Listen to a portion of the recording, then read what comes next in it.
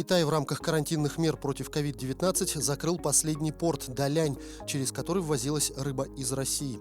Это решение может быть связано с тем, что потенциальные угрозы от распространения COVID-19 китайские власти посчитали более опасными, чем убытки рыбозаводов. Ранее для разгрузки был закрыт, в частности, порт Циндао. Китайская сторона не называет сроки остановки поставок. Всего на Китай приходится около 61% российского рыбного экспорта.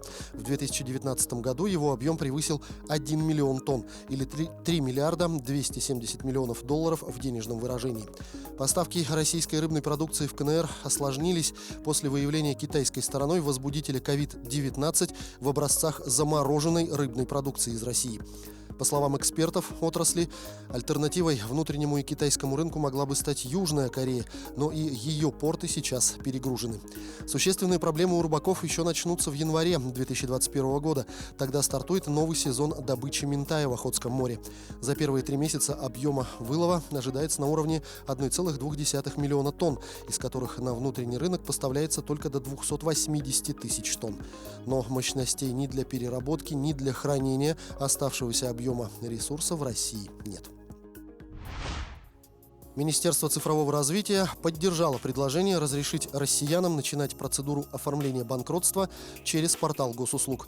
Предполагается, что граждане смогут дистанционно подавать заявление о признании банкротом во внесудебном порядке, что сэкономит время россиян и повысит удобство процедуры. В Общероссийском народном фронте отметили, что потенциально на упрощенную процедуру банкротства могут претендовать приблизительно 5 миллионов граждан России.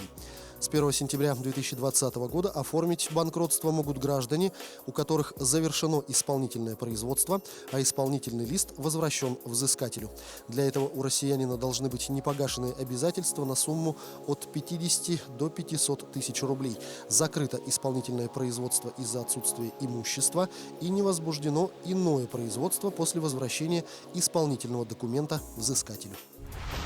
Центробанк России анонсировал отмену системы накопительных пенсий. Институт накопительных пенсий будет демонтирован до 2023 года, предположил зампред Центробанка Сергей Швецов. Одновременно он заявил, что все, что останется на накопительных счетах граждан, никуда не денется. Швецов напомнил, что заморозку накопительной пенсии снова продлили. Президент подписал очередные 3 года. Я думаю, что за эти 3 года институт будет демонтирован в регулировании, в законодательстве. Институт, я имею в виду перечисление бюджетом средств на накопительные счета граждан, прокомментировал представитель Центробанка. Ранее в декабре президент Владимир Путин подписал закон о продлении заморозки накопительной части пенсий на период до конца 2023 года.